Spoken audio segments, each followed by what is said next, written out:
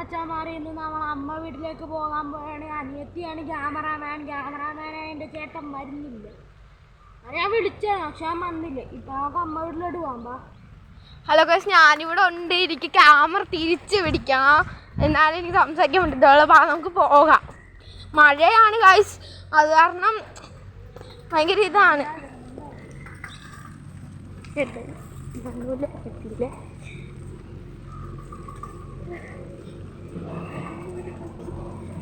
ചേട്ടൻ സൈക്കിളിൽ പോകുന്നത് ഗൈസ്. ഞങ്ങൾ റോഡിലൂടെ നടക്കുകയാണ്. അപ്പോൾ എൻ്റെ ചേട്ടൻ പറയുവാണ്, ഇങ്ങനെ നടന്നു പോകുന്ന വഴിക്ക് നീ സംസാരിക്കുവാണെങ്കിൽ ആൾക്കാർ വേറെ എന്തെങ്കിലുമൊക്കെ വിചാരിക്കും എന്നൊക്കെ പറയുവാണ്.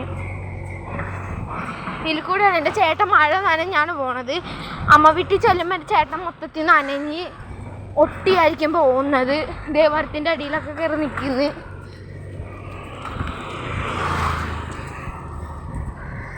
ആ പാലം എത്തുമ്പോൾ ഞാനൊരു വ്യൂ കാണിച്ചു തരാം ഗൈസ്. അടിപൊളിയാണ്. ഞങ്ങൾ ഇതിൽ കൂടെ പോകുമ്പോൾ ഞങ്ങൾ നോക്കാറുണ്ട്. അങ്ങോട്ട് ഇച്ചേരെ നോക്കി നിന്നിട്ടൊക്കെയാണ് ഞങ്ങൾ പോവാറ്. കാണിച്ചു തരാം.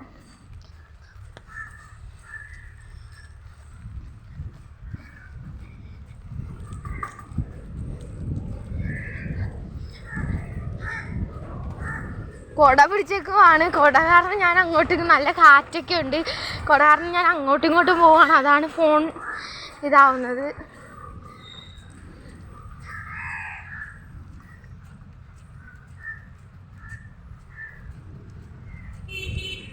വണ്ടി വരുന്ന ഗൈസ്.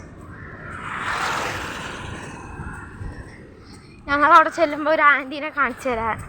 റാണി ആൻറ്റി എന്ന് ഞങ്ങൾ കഴിഞ്ഞ വീഡിയോയിൽ പറഞ്ഞില്ലേ, ആ ആൻറ്റീനെ കാണിച്ചു തരാം. നിങ്ങൾ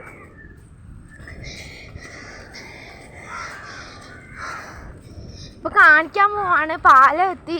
ആ വ്യൂ കാണിച്ചു തരാം.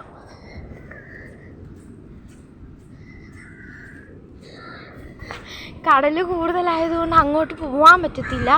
ഇല്ലെങ്കിൽ അങ്ങോട്ട് പോയി കാണിച്ചു തരാമായിരുന്നു. മഴ കുറഞ്ഞിട്ടുണ്ട്.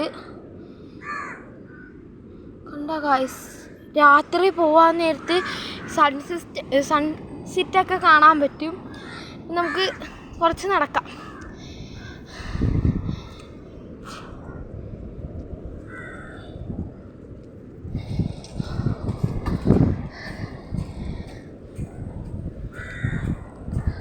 എൻ്റെ കൂട്ടുകാരിമാരുടെ വീടൊക്കെ കാണിച്ചു തരാം ഞാൻ. ചേട്ടൻ കുറേ ഷോയൊക്കെ കാണിക്കുന്നുണ്ട്. എവിടെയെങ്കിലും ചെന്ന് പെടച്ചെന്നല്ലേ വീഴുമ്പോൾ ഷോയൊക്കെ നിൽക്കുമായിരിക്കും.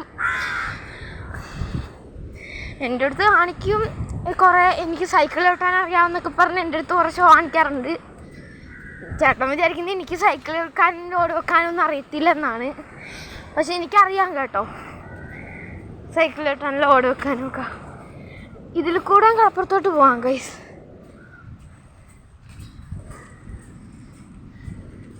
മൊത്തം ഞങ്ങളുടെ അപ്പാക്ക് അറിയാവുന്ന ആൾക്കാരാണുള്ളത്.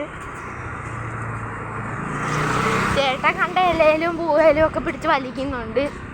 എവിടെയും പിടച്ചെന്തല്ലേ വീഴുന്നത് നമുക്ക് ചിലപ്പോൾ കാണാൻ പറ്റും.